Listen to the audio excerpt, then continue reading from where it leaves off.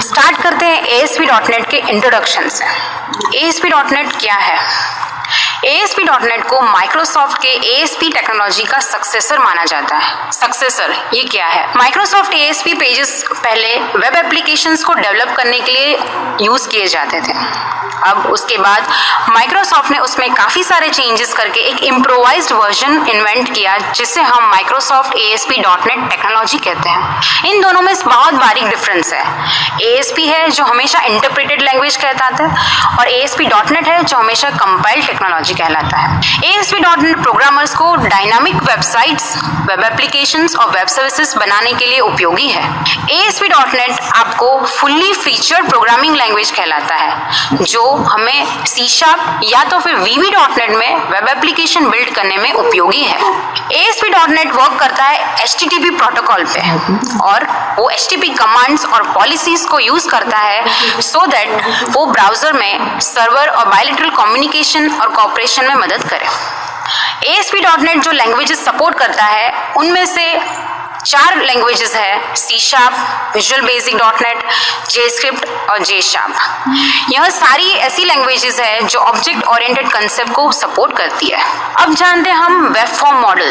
Web form model भी एक ASP.NET का एक पार्ट है। सो ASP.NET को जानने के लिए ये जरूरी है कि हम वेब फॉर्म मॉडल जिसपे ASP.NET वर्क करता है उससे हम जानें। अभी ASP.NEट मॉडल है जो वेब फॉर्म्स के साथ बाइंड करता है। मॉडल बाइंडिंग डेटा इंटरेक्शन को बहुत इजी कर देता है, सो दैट कभी भी हमें अपने कोड को कोई भी डेटाबेस के साथ बाइंड करना है तो ASP.NEट वेब फॉर्म मॉडल हमें बहुत ही लाभदायक रहता है। The browser submits a web form to the web server. इसका मतलब है कि जब भी कोई यूजर होता है जो इंटरनेट एक्सप्लोरर, फायरफॉक्स या गूगल क्रोम या कोई भी अन्य ब्राउजर के थ्रू कोई भी रिक्वेस्ट भेजता है through web form to the web server, तो क्या होता है कि ये सारा वेब सर्वर जो होता है वो पूरे पेज को HTML फॉर्म में रिटर्न करता है, और ये सारा काम होता है ASP.NET के थ्रू। अभी हम एक एग्जांपल लेते हैं। सोचो कि आप कोई भी शॉपिंग वेबसाइट पे हो और आपने बहुत सारी आइटम सिलेक्ट की है, तो आप जब वो सब आइटम्स ऐड टू कार्ट करते हो तो कहाँ जाता है? तो जब भी आप वो आइटम सिलेक्ट करके ऐड टू कार्ट करते हो तो वो आइटम्स पेज में जाता है। अभी आप जब भी व्यू कार्ट करते हो तो ये सारी आइटम्स कार्ट में ऐड हो जाती है, पर कभी आपने सोचा ये सब कैसे होता है? राइट, ये सब होता है ASP.NEट वेब फॉर्म मॉडल की वजह से। बिकॉज जब भी हम लोग कोई भी आइटम सिलेक्ट करते हैं, उसको कार्ट में ऐड करते हैं, तो उस वैल्यू को मेंटेन करने के लिए, कार्ट में मेंटेन करने के लिए हमें ASP.NEट सेशन वेरिएबल्स यूज करने पड़ता है, जो एक सर्वर साइड इंफ्रास्ट्रक्चर है जो ट्रैक रखता है कि जो भी हमने information through out the application collect की है वो एक जगह पे रहे और वो हम थ्रू आउट द एप्लीकेशन में यूज कर सकें। सो ये एक बहुत बड़ा उदाहरण है कि हमें वेब फॉर्म मॉडल कैसे सपोर्ट करता है वेब एप्लीकेशंस में डेटा मेंटेन करने के लिए। अभी बढ़ते हैं कंपोनेंट मॉडल की तरफ। कंपोनेंट मॉडल एक ऑब्जेक्ट मॉडल है जो ASP.NEट पेजेस का बहुत सारे बिल्डिंग ब्लॉक्स प्रोवाइड करता है। The component-based design of .NET makes component interaction easy and effective in all environments, including ASP.NET applications. इसका मतलब ये है कि आप कोई भी environment में हो, अगर आपके पास component based design है .NET की, तो आप वो applications बहुत अच्छे से बना पाओगे। ASP.NET components वो हर एक फीचर्स को एक्सेस करता है और अपने जो कंपोनेंट्स है उसकी मेथड्स को एक दूसरे को कॉल कर सकता है, एक दूसरे में यूज कर सकता है, बट द कंडीशन इज कि वो ASP.NET कंपोनेंट मॉडल को यूज करता हो। और ऑल द कंपोनेंट्स और ऑल द एलिमेंट्स जो ASP.NEट पेज में होते हैं वो ट्रू कंपोनेंट्स होते हैं, वो सिंपली पार्सेबल टेक्स्ट नहीं होता है। बिकॉज ऑफ दैट क्या होता है कि हम हर एक कंपोनेंट को यूज कर सकते हैं, उसको कस्टमाइज कर सकते हैं। अभी कंसिडर करो कि आप एक ASP.NEट वेब फॉर्म बना रहे हो, उसमें आपने एक बटन लिया, अभी वो बटन को आपको क्या करना है, उसको कलर देना है, उसका फॉन्ट है उसको आपको बड़ा करना है, छोटा करना है, बोल्ड करना है। तो ये सब आप कैसे कर सकते हो? Only because of component model. अभी आप कोई भी वेबसाइट पे जाओगे तो आप देखोगे कि उसका हेडिंग होता है वो बड़ा होता है, उसका जो बटन होता है वो थोड़ा छोटा होता है, कोई टेक्स्ट बड़े होते हैं। तो अकॉर्डिंग टू योर रिक्वायरमेंट आप उसके फॉन्ट बड़े छोटे, आपको एनिमेशन चाहिए, आपको उसको कोई भी इफेक्ट देना है, तो ये सब कैसे हो सकता है? It's only because of this component model. Because हर एक कंपोनेंट जो भी हम वेब फॉर्म में यूज करते हैं उसका एक आईडी होता है और वो होता है सर्वर साइड पे मेंटेन। तो जैसे ही जब भी हम लोग ये आईडी एक्सेस करते हैं सर्वर साइड पे, तो वो आईडी का इस्तेमाल करके, यूज करके हम लोग उसको जो चाहे वैसा कस्टमाइजिंग इफेक्ट दे सकते हैं। सो हम बोल सकते हैं कि जैसे न्यू कंट्रोल बनाना है तो वो बहुत ही आसान है कंपोनेंट मॉडल को यूज करने के लिए। लाइक जैसे हम नया क्लास बनाते हैं, अगर आप कोडिंग करते हो, नॉर्मल C++ लैंग्वेज ले लो, C लैंग्वेज ले लो, तो आप उसमें जब भी न्यू क्लास बनाते हो तो वो क्लास बनाना जितना ईजी है उतना ही यहाँ पे ASP.NET में नए कंट्रोल्स बनाना ईजी है। अभी मास्टर पेजेस, कंपोनेंट मॉडल में एक बहुत ही इंपॉर्टेंट कंपोनेंट है, वो है मास्टर पेजेस। अभी आप कोई वेबसाइट बनाते हो तो उसमें आप कोई तो ऐसा कंटेंट चाहिए जो हर एक पेज में कॉमन रहे, तो वो आप कैसे प्राप्त कर सकते हो? Using master page. ठीक है, तो अभी वो मास्टर पेज आप कैसे यूज कर सकते हो? एक मास्टर पेज बनाओ और उसके रिलेटेड उसके चाइल्ड पेजेस बनाओ, तो हर एक पेज में वो मास्टर पेज यूज होता है। बट ये कैसे पॉसिबल है? Only because of the master page use होता है। बट ये कैसे पॉसिबल है? Only because of the component model. Because हर एक मास्टर पेज का एक आईडी होता है और वो आईडी का यूज करके हम हर एक उसके चाइल्ड पेज में यूज करते हैं। तो this is how it helps us कि हम लोग कोई भी एक common content through out the website use कर सकते हैं without coding each and every time for each of the page. तो एक बार कोडिंग करो वो मास्टर पेज में और फिर वही वाला कोड आप हर एक पेज में यूज करो, तो इससे आपका समय भी बच जाता है कोडिंग करने का, प्लस आपका जो सर्वर पे ओवरहेड है कोडिंग का वो भी बच जाता है, आपकी वेबसाइट का परफॉर्मेंस भी अच्छा हो जाता है। सो this is possible how? Using component model. दूसरे इंपॉर्टेंट कंपोनेंट्स है run it attribute.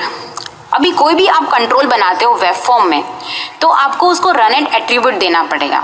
Run it attribute क्या बताता है कि आपका जो कंपोनेंट है वो सर्वर साइड कंट्रोल है, मतलब आप उसको सर्वर साइड में एक्सेस कर सकते हो।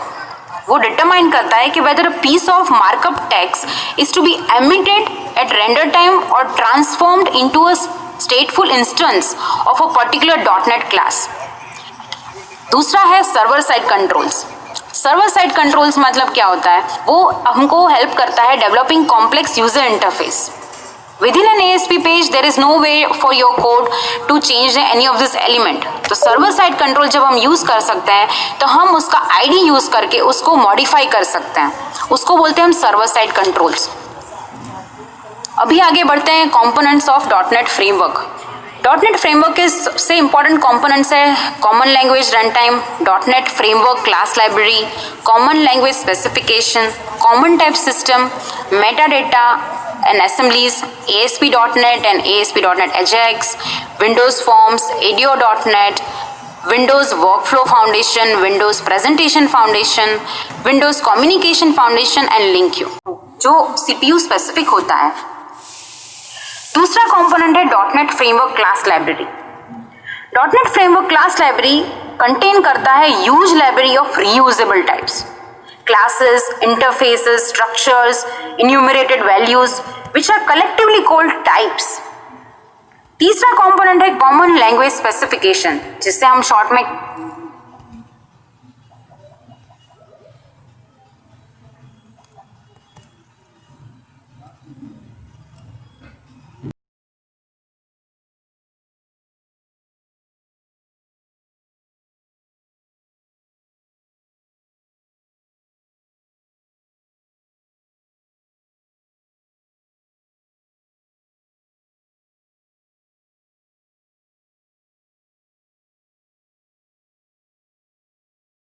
for .NET supported language और implementation of language integration।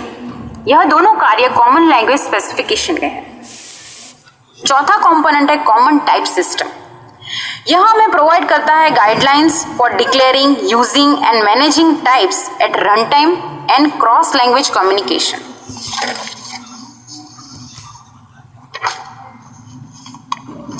Fourth component है metadata and assemblies. Metadata is binary information describing the program, which is either stored in portable executable file or in the memory. तो basically यह information consider करता है assembly manifest, type metadata, IL code और other resources या तो फिर image files का भी यहाँ पे इंक्लूजन होता है। आगे बढ़ते हुए ASP.NET एंड ASP.NET Ajax। तो हम बात करें ASP.NET तो हमें पता ही है कि it's a web development model, और AJAX is extension of ASP.NET for developing and implementing AJAX functionality. अभी एजेक्स क्या है वो मैं हमें आगे की स्लाइड्स में बताऊंगी। Basically, ASP.NET Ajax contains components that allows developer to update data on a website without a complete reload of page। इसका मतलब क्या है कि अगर आप कोई भी पेज लोड करते हो तो वो सारा का सारा डेटा लोड होता है, बट आपको ये चाहिए कि आपको कोई ही कंपोनेंट ही लोड करना है उस पेज का, आपको सारे कंपोनेंट्स रिलोड नहीं करने हैं पेज के, तो वो आप प्राप्त कर सकते हो ASP.NET Ajax का यूज करके। नेक्स्ट है Windows forms. Windows forms consider करता है graphical representation of any Windows displayed in the application.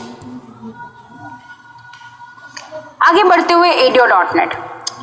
ADO.NET एक टेक्नोलॉजी है जो यूज की जाती है डेटा और डेटाबेस के साथ कम्युनिकेशन के लिए। It provides access to data sources like SQL server, OLEDB, XML etcetera. वो हमें अलाउ करती है connection to data sources for retrieving, manipulating and updating the data, यानी कि डेटाबेस से डेटा प्राप्त करने के लिए, डेटाबेस में डेटा डालने के लिए, या तो कोई भी डेटा को मैनिपुलेट करके फिर उसको डेटाबेस में डालने के लिए। आगे बढ़ते हुए बोलते हैं Windows workflow foundation. Windows workflow foundation हम यूज कर सकते हैं वर्कफ्लो बेस्ड एप्लीकेशंस बनाने के लिए। यह कंटेन करता है activities, workflow run time, workflow designer and rules engine. Then next component है Windows Presentation Foundation, that is WPF।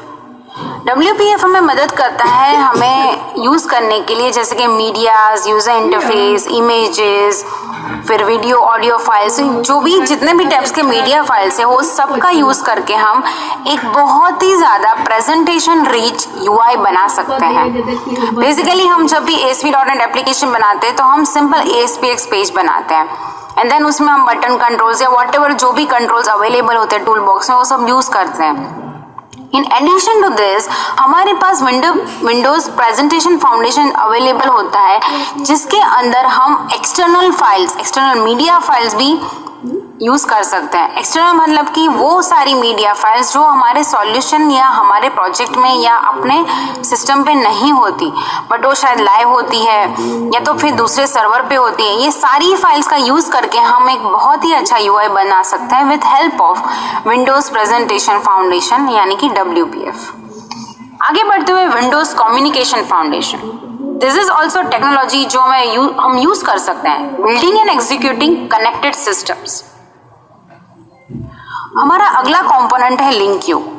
लिंक्यू का फुल फॉर्म है लैंग्वेज इंटीग्रेटेड क्वेरी, यानी कि माइक्रोसॉफ्ट लैंग्वेज की जितने भी लैंग्वेजेस हम सपोर्ट करते हैं वो सारी लैंग्वेजेस को सपोर्ट करके जो एक लैंग्वेज बनाई गई है दैट इज लिंक्यू, जिसका यूज करके हम एक क्वेरी बनाते हैं और वो क्वेरी के थ्रू हम .NET से डेटाबेस का एक्सेस कर सकते हैं। सो बेसिकली लिंक्यू हम यूज करते हैं same as SQL queries, but difference इतना है कि SQL क्वेरीज में हम वही क्वेरीज लिखते हैं जो हम SQL सर्वर के UI पे लिखते हैं, that is on management studio, but in .NET side LINQ query is written in lambda expressions, तो उसका सिंटेक्स बहुत डिफरेंट होता है SQL क्वेरी से। प्लस लिंक्यू बहुत फास्ट होता है, प्लस लिंक्यू का डेटाबेस के साथ कनेक्शन करने के लिए हम डायरेक्ट कनेक्शन नहीं करते, बीच में एक लेयर आता है जिसे हम बोलते हैं entity framework.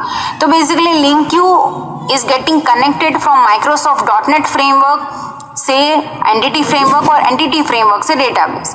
So this is how LINQ बहुत ही ज़्यादा यूजफुल है फॉर क्रिएटिंग बहुत ज़्यादा फास्ट UI एप्लीकेशन। आगे बढ़ते हुए बोलते हैं .NET फ्रेमवर्क वर्जन्स।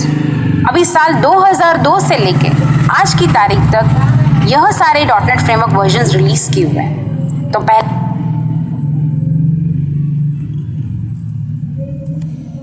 0.0, नेक्स्ट है 1.1, नेक्स्ट है 2.0, 3.0, 3.5, 4.0, 4.5।